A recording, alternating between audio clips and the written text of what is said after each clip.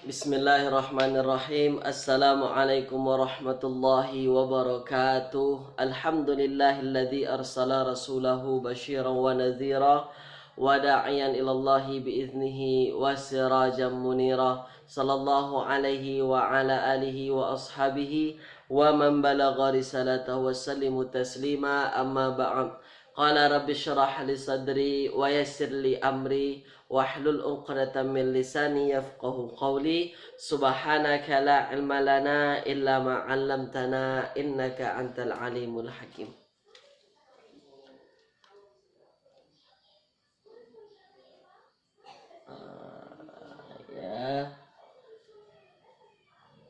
Baik tuan-puan yang dirahmati Allah Subhanahu wa taala, alhamdulillah pada pagi hari ini kita kembali berjumpa tuan-puan. Jumuah mubarakah tuan-puan ya. Insyaallah pada pagi Jumaat yang penuh berkah ini kita teruskan pengajian kita dalam kajian ilmu nahwi kita, yang mana pada pagi hari ini merupakan siri yang ke-28 tuan-puan. Siri yang ke-28. Sebelum kelas kita mula, sebagaimana biasa tuan-puan, tulis dulu di ruangan komen. Suara dengar tak dengar tuan-puan, tulis dulu di ruangan komen. Ya, suara dengar tak dengar, gambar jelas tak jelas, tulis dulu di ruangan komen. Sila tuan-puan. Ya, insyaallah pagi ini kita teruskan apa yang dah kita belajar hari Rabu. Hari Rabu kita dah belajar berkenaan dengan apa? Masih bab mubtada' dan khobar. Ya, tapi khobarnya banyak bentuk tuan-puan. Dah. Baik, ada Puan Normadiah, kemudian ada Tuan Muhammad Adam, ya. Jelas tak jelas, sila tuan-puan tulis dulu di ruangan komen. Jelas tuan-puan ya? Baik. Sebab kata jelas, jadi kita mulakan kelas kita dengan bacaan Ummul Kitab Al-Fatihah. Bismillahirrahmanirrahim. Alhamdulillahirabbil alamin. Arrahmanirrahim. Maliki yaumiddin. Iyyaka na'budu wa iyyaka nasta'in. Ihdinas siratal mustaqim. Siratal ladzina an'amta 'alaihim ghairil maghdubi 'alaihim waladdallin. Amin. Allahumma arhamna bil Qur'an waj'alhu lana imaman wa nuran wa hudan wa rahmah. Allahumma dzakirna minhu ma nusina wa 'allimna minhu ma jahilna warzuqna tilawatahu ana al-laili wa atrafan nahar waj'alhu lana hujjatan ya rabbal alamin. Wa sallallahu ala sayyidina Muhammadin wa ala alihi wa ashabihi wa baraka wasallam. Baik tuan-puan, jadi pada pagi hari ini ya, ada Mak Engkujan, ada Puan Norbadiah, ada Puan Zalina, ya, kemudian sahabat-sahabat yang lain yang ikut kelas pada pagi hari ini. Baik tuan-puan, jadi pada pagi hari ini saya maklumkan dulu kepada tuan-puan bahawasanya apa? Kelas pagi ini tak lama, cuma 30 minit sahaja tuan-puan. Saya mohon maaf sebab ada keperluan lain tuan-puan. Jadi hanya sampai pukul 9 sahaja. Sekarang 8.30, insyaAllah cuma sampai 9 tuan-puan ya. Jadi cuma 30 minit. Jadi 30 minit ini insyaAllah kita akan bincang berkenaan dengan masih mubtada' dan khobar. Tapi kita akan tengok khobarnya jenis lain lagi. Ya, sebab kita dah bincang mubtada', ya, mubtada', mubtada' ni banyak, mubtada' dan khobar ni banyak tuan-puan. Mubtada' dan juga khobarnya, Baik, khobar ni yang jenis yang banyak tuan-puan. Ya, kita ada khobar, kita bincang khobarnya mufrad, khobarnya satu patah perkataan. Kemudian ada yang ghairu mufrad. Ni ghair mufrad, tak satu patah perkataan ya, atau disebut dia berbentuk jumlah. Ya, bentuknya bentuk jumlah. Apa itu jumlah? Jumlah ayat lah dalam bahasa Arab, bahasa Melayu. Jumlah bahasa Arab, ayat bahasa Melayu. Jumlah ni ada dua. Ya, jumlah ada dua. Kalau ada yang jumlah ismiyah, jumlah ismiyah. Kalau dia jumlah ismiyah tuan-puan, jumlahnya jumlah ismiyah, maknanya apa? Ada mubtada', ada khabar. Ya, jumlah ismiyah. Ada mubtada, ada khobar. Ada juga khobar ni bentuknya jumlah fi'liyah. Ya. Ada khobar bentuknya jumlah fi'liyah. Kalau jumlah fi'liyah ada fi'il, ada fa'il. Dah, itu yang kita dah bincang tuan-puan ya. Jadi ada yang khobar tu jenis satu patah perkataan ya. Muhammadun alimun. Apa lagi contohnya tuan-puan ya? Fatimatu mahiratun. Tu dia. Itu contoh apa? Contoh khobar yang mufrad, satu patah perkataan. Tapi ada khobar tu bentuknya bentuk jumlah. Ya, ada jumlah ismiyah, jumlah fi'liyah. Itu yang dah kita bincang. Dah. Pada pagi hari ini saya akan fokus kepada apa? Saya akan fokus tuan-puan berkenaan dengan khobar. Bentuknya ada lagi. Bentuknya ialah bentuk apa? Bentuknya syibhul jumlah. Ni. Syibhul jumlah. Syibhul jumlah. Syibhul jumlah. Menyerupai jumlah. Dia bukan jumlah ismiyah, bukan jumlah fi'liyah, tapi namanya syibhul jumlah. Serupa dengan jumlah.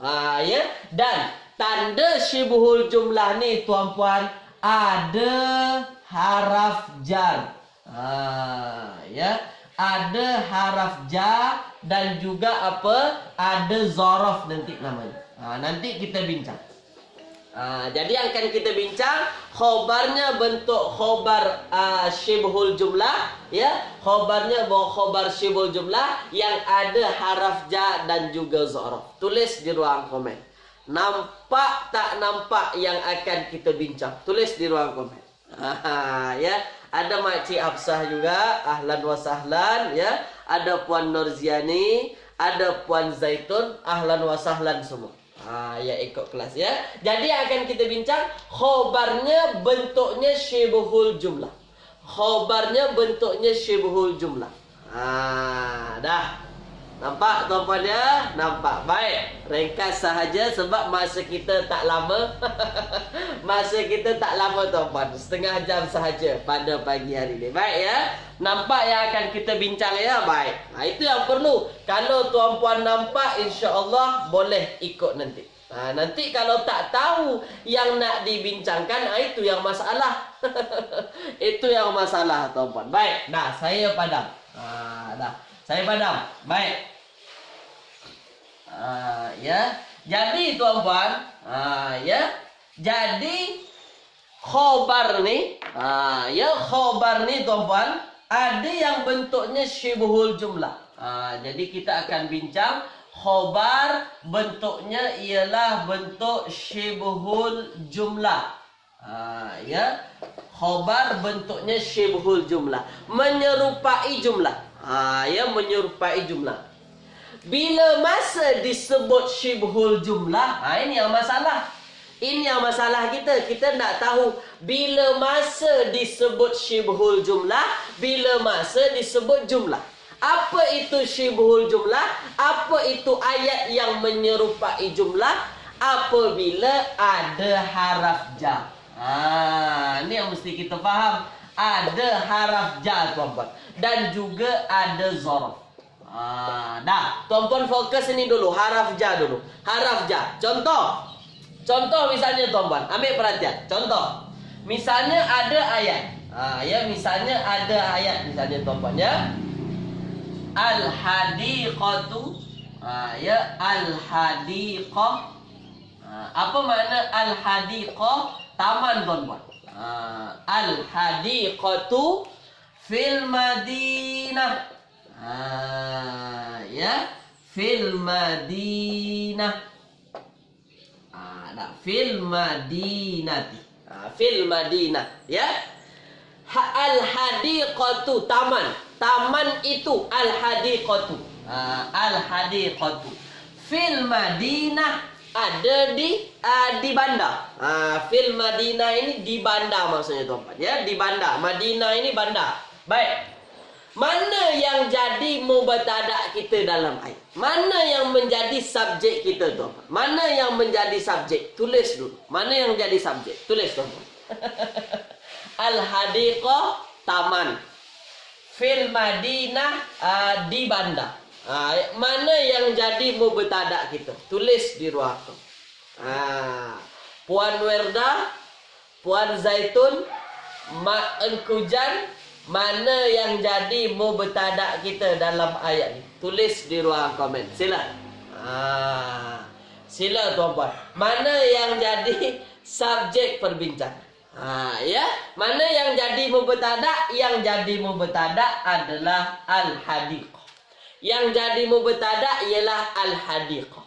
Baik, kita nak sempurnakan ayat kita. Mestilah ada apa? Mestilah ada khobarnya. Mestilah ada khobarnya, tuan-puan. Ya, ada mubtada, mesti ada khobar. Mana khobar? Khobarnya fil hadiqah. Inilah khobarnya. Fil hadiqah ini adalah khobarnya. Khobarnya ini. Jadi kalau ditanya tuan-puan, ya, kalau ditanya fil hadiqah ini adalah khobar, khobarnya bentuknya bentuk apa? Maka tuan-puan mesti faham khobar yang macam ini disebut khobar syibhul jumlah. Ya, khobarnya ialah khobar syibhul jumlah, menyerupai jumlah. Kenapa kita sebut syibhul jumlah? Sebab ada haraf jar di bandar. Jadi khobar-khobar yang menggunakan haraf jar, tuan-puan, selepas mubtada jumpa haraf jar, selepas mubtada jumpa haraf jar, maka tuan-puan mesti faham khobarnya ialah khobar syibhul jumlah. Ya, syibhul, shin bukan sad. Syibhul. Tulis di ruangan komen. Faham tak faham? Tulis, tuan-puan.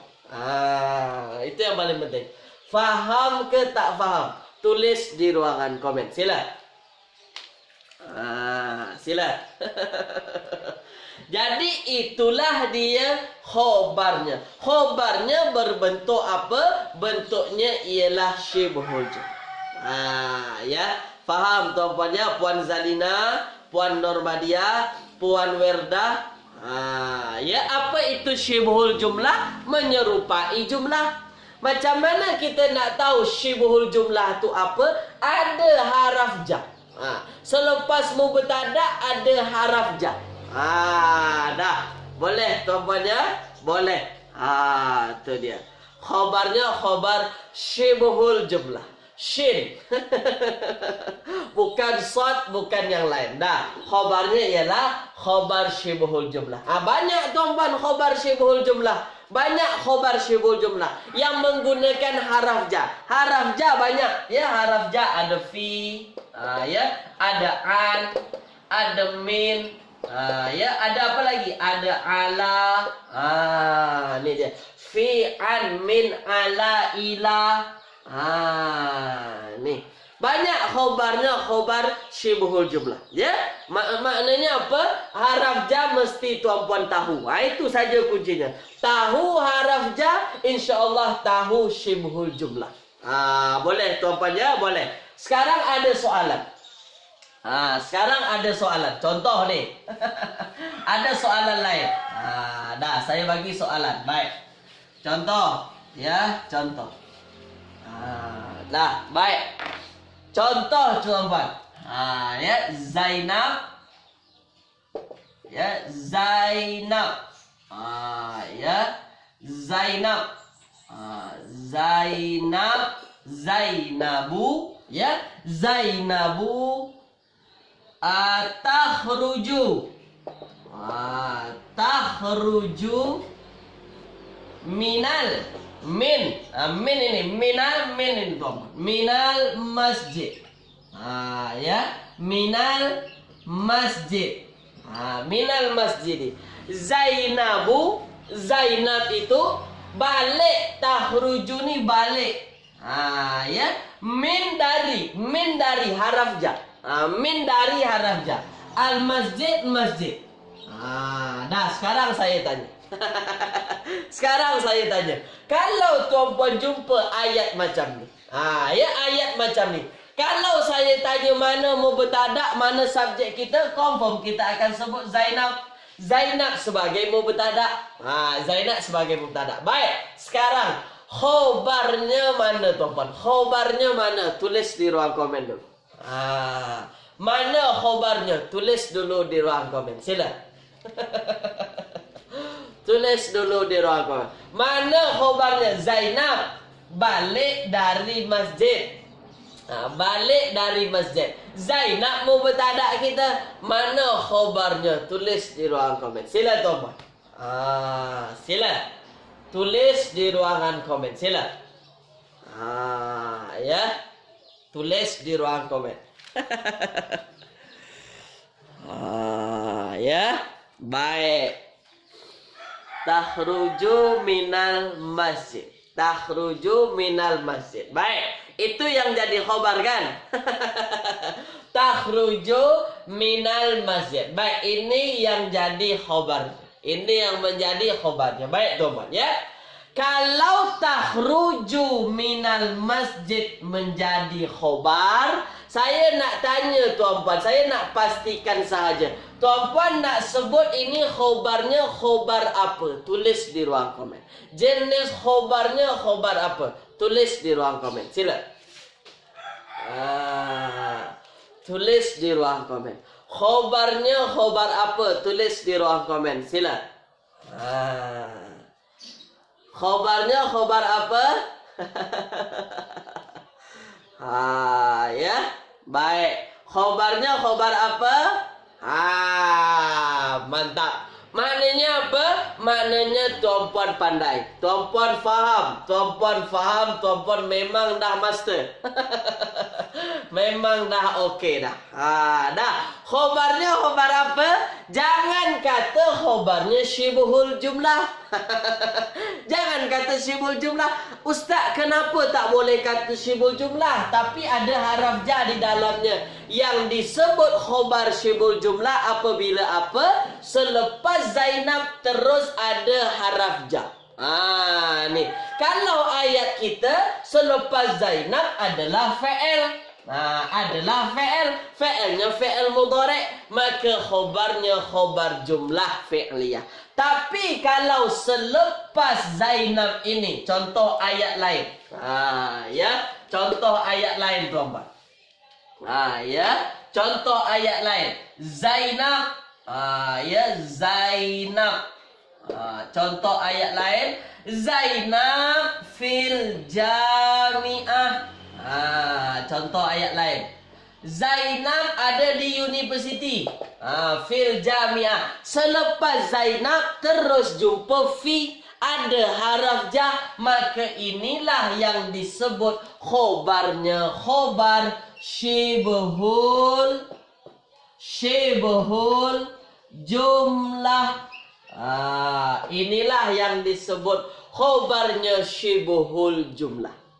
Kenapa kita sebut ini syibhul jumlah? Selepas Zainab ada haraf ja. Itu adalah syibhul jumlah. Tapi kalau selepas Zainab ada fa'il, selepas fa'il ada haraf ja, dia tak kira mana. Tetap dia jumlah fi'liyah. Tak boleh sebut syibhul jumlah. Kenapa? Sebab selepas mubtada' kita jumpa fa'il. Mudah saja tuan-puan sebenarnya. Sebenarnya mudah saja nak tentukan khobarnya khobar apa. Tengoklah selepas mubtada' tu. Ya, tulis tuan-puan. Tulis di ruangan komen. Jelas tak jelas? Tulis. Dah, tulis. Tulis di ruangan komen. Jelas tak jelas? Ya. Jelas tak jelas? Tulis tuan-puan. Masa kita tak lama lagi. Sebab hari ini saya ada ada aktiviti tuan-puan, jadi saya tak boleh lama live ini. Mohon maaf tuan-puan ya. InsyaAllah kita akan tambahkan lagi hari Selasa insyaAllah. Dah jelas tuan-puan ya, jelas. Dah baik. Semua kata jelas, jelas, baik, jelas. Jadi apa yang kita mesti faham daripada syibhul jumlah ni? selepas selepas mubtada tuan-puan jumpa haraf jar. Itu adalah syibhul jumlah lah tu. Confirm dia adalah syibhul jumlah. Baik. Sekarang tengok lagi tuan-puan. Ambil perhatian. Ya, ambil perhatian. Baik. Dah. Jadi yang mesti tuan-puan faham apa? Syibhul jumlah ni. Ya, syibhul jumlah itu bahasa Melayunya menyerupai jumlah. Menyerupai jumlah. Baik. Apa tanda syibhul jumlah? Tanda syibhul jumlah ada haraf jar. Ya, ada haraf jar. Dawatlah nak habis tuan-puan ya. Menyerupai haraf jar. Ya, ada haraf jar, menyerupai haraf jar. Dah, ada haraf jar. Kemudian ada zorof. Ini yang akan saya bincangkan lagi. Haraf jar tuan-puan dah tahu. Di lentera berlagu kita dah ada juga haraf jar itu min, ila, ala, fi. Ya banyak tuan-puan, ada banyak haraf jar kita. Tapi yang popular itu min, ila, an, ala, fi. Itu yang popular. Itu yang popular tuan-puan ya. Baik. Kemudian bila dikatai dia syibhul jumlah apabila dia ada zorof, didahului zorof tuan-puan. Ini yang tuan-puan mesti faham. Zorof. Jadi zorof ni sebenarnya mudah. Sebenarnya kaedahnya mudah tuan-puan. Dah ya. Sebenarnya kaedahnya mudah. Sebenarnya zorof dan haraf jar ini dia hampir sama saja. Ya, dia hampir sama saja. Di mana kesamaannya? Zorof ni juga akan menentukan letak nanti. Menentukan letak atau tempat. Menentukan letak atau tempat. Baik. Ya, ambil perhatian tuan-puan ya. Kalau saya suruh tuan-puan nak hafaz, tuan-puan nak ingat zorof ni ada banyak tuan-puan. Jadi cara mudahnya, kalau tuan-puan jumpa nanti, kalau dia menunjukkan letak atau tempat, itu zorof lah tu. Contoh. Ya, contoh tuan-puan. Misalnya asuk. Ya, asuk. Asuku. Apa makna asuk? Pasar. Ya. Janiba. Ya, asuk janiba al masjidi. Dah, al masjidi. Baik. Asuku pasar itu pasar. Asuk pasar. Ya. Asuk itu adalah pasar tuan-puan. Janiba di samping. Janiba di samping. Di samping. Di samping. Di samping. Al masjid, masjid lah. Nih masjid. Baik. Kalau saya tanya kepada tuan-puan, di samping, menunjukkan letak atau tempat, menunjukkan atau tak, tulis di ruang komen. Adakah dia menunjukkan letak atau tempat, tulis di ruang komen. Ya. Saya tunggu minum Ustaz Agung. Adakah dia menentukan letak atau tempat tuan-puan? Menunjukkan letak atau tempat? Tulis di ruang komen. Iya, betul tuan-puan. Janiba di samping.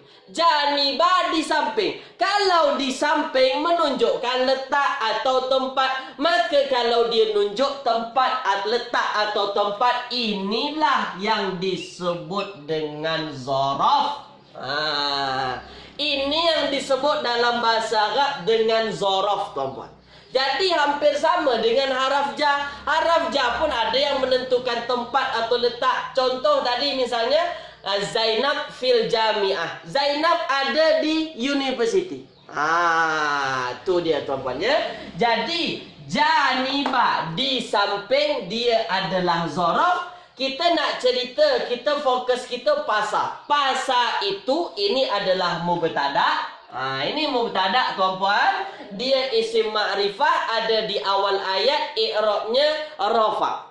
As-suqu. As-suqu janibal masjidi.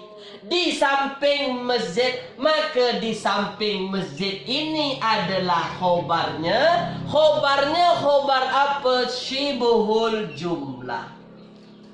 Kenapa syibuhul jumlah, Ustaz? Sebab selepas mubtada yang menjelaskan mubtada ini ada zorof. Jumpa zorof.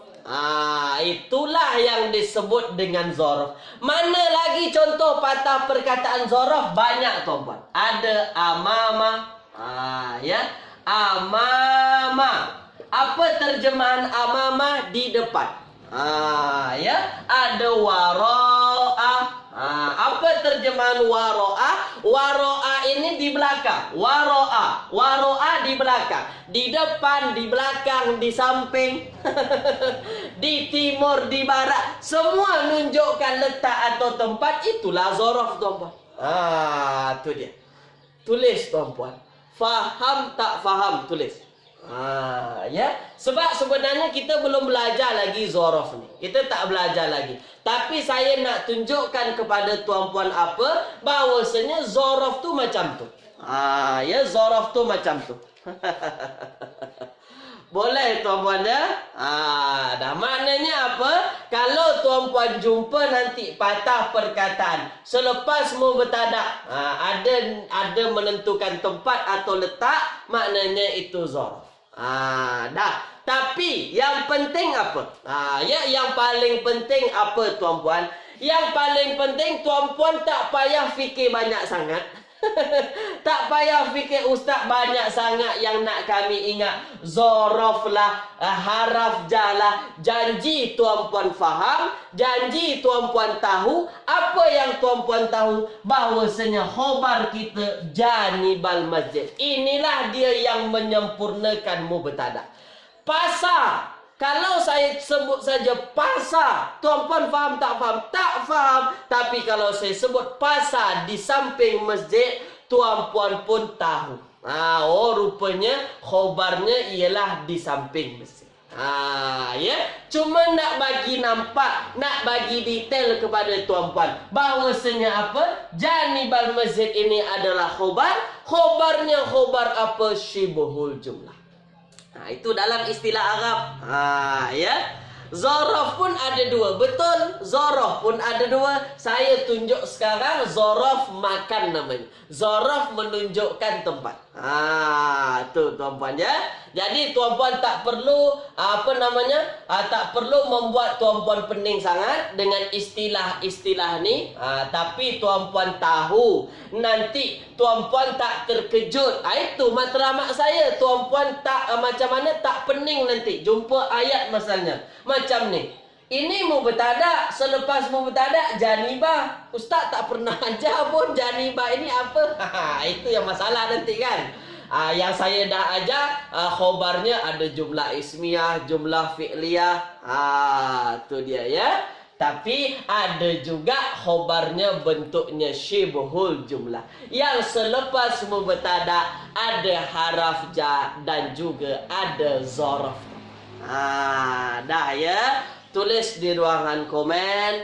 Kalau tuan-puan faham semua setakat ini, tulis tuan-puan faham semua. Dah ya. Mungkin itu dulu tuan-puan pada pagi hari ini. Nak bagi nampak dulu kepada tuan-puan berkenaan dengan zorof ni. Ya. Faham tuan-puan ya? Berkenaan dengan zorof dan haraf ja. Itulah yang disebut dengan syibuhul jumlah. Dah. Alhamdulillah semua kata faham. Itu dulu dari saya. Mohon maaf tuan-puan. Pagi ini tak boleh lama bersama tuan-puan. InsyaAllah kita jumpa lagi Selasa tuan-puan. Mohon maaf sangat-sangat dari saya ya. Jadi cuma sampai sini dulu tuan-puan. Sampai pukul 9. Sebab saya tak boleh teruskan. InsyaAllah kita jumpa lagi hari Selasa ya. Dengan tajuk yang sama tuan-puan. Dengan tajuk yang sama, saya akan huraikan lagi berkenaan dengan syibuhul jumlah ni. Ya, terima kasih. Jazakumullahu khairan kasiran. Memang kalau 30 minit ni macam tak ada masa. Macam tak terasa tuan-puan. Sikit sangat. Tapi saya mohon maaf tuan-puan ya. Baik, jazakumullahu khairan kasiran. Ikut serta tuan-puan pada pagi hari ini terbaik semua. Ya, saya doakan tuan-puan semua dipermudah dalam belajarnya. Mungkin itu dari saya. Mohon maaf tuan-puan. Saya tutup kelas saya pada pagi hari ini dengan doa kafaratul majlis. Subhanakallahumma wa bihamdika asyhadu an la ilaha illa anta astaghfiruka wa atubu ilaik. Assalamualaikum warahmatullahi wabarakatuh.